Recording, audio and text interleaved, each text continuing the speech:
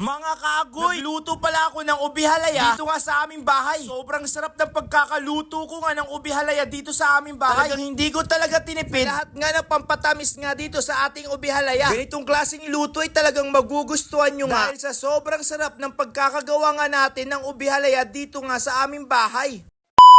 Bumili pala ako ng 5 kilong ube na gagawin nga nating halaya. At bali sa ordaneta ko pala ito binili dahil mura nga. Sa 1 kilo nga umaabot nga ng 90 pesos. Bali 6 na kilo nga ang ating binili. Hinugasan ko muna nga ito mga kaagoy. At tinanggal nga yung mga putik sa kanyang balat. Dahil kailangan talaga natin itong linisan kapag ganitong klaseng mga luto. Kasi nga sa sobrang daming putik rin ito. Hinugasan ko na nga rin yung malaking talyasi nga na gagamitin nga natin ng pagluluto. At kung papansinin nyo nga sa ating ube mga kaagoy, grabe sobrang gandang tignan. Talagang ubing-ubi nga yung pagkakulay nito. At dahil natapos na nga natin itong linisan, ready ko na nga yung talyasi na gagamitin nga natin sa pagluluto. Malaking ang talyasi ang ating gagamitin dito dahil marami nga yung ating gagawing ubi halaya. Ito nga mga kaagoy, nilagyan ko nga lang ng maraming tubig nga itong ating talyasi. Ito na ata yung pinakamasarap na iluluto nga natin ngayong araw. Paano ba naman kasi mga kaagoy? Ganitong karami na ubi halaya ang iluluto natin. Panigurado mabubusog tayo nito. Balik pala mga kaagoy, pwede nyo pala itong gayahin itong aking ginagawa. Kung naghahanap nga kayo ng negosyo, pwede nga rin kayo magbentang ganitong klaseng ubi halaya. Ang gagawin natin kasi mga kaagoy ay hindi nga gaanong matamis, saktuhan lang. Sa pagpapakulungan ng ube, abutin nga tayo dito ng 30 minutes hanggang 1 hour. Dahil medyo may katigasan nga ito mga kaagoy. Pero kapag alam nyo naman na malambot na nga ito, pwede nyo naman natanggalin ito. Balik para maluto ngayon nasa ibabaw mga kaagoy. Lahat nga nang nasa ilalim ay nilagay ko nga sa ibabaw. At yung mga nasa ibabaw naman inilagay ko naman sa ilalim. Tinusok-tusok ko muna nga ito para mabilis maluto. At kung papansinin nyo mga kaagoy, ang ganda ng pagkakaluto nga natin sa ating ube. Sobrang ganda ng pagka-violet nga nito. Kaya sa mga hindi nakakaalam ang pagluto nga ng ubi halaya, papakita ko nga sa inyo mga kaagoy. Bali sa part na ngayon mga kaagoy, tinanggal ko na nga yung ating pinakulan na ube. Papansinin nyo nga yung tubig, sobrang violet na violet. Bago nga natin ito pinuin mga kaagoy, palalamigin muna natin ito ng 20 to 30 minutes. Dahil sobrang hirap nga itong pinuin kapag mainit. Legit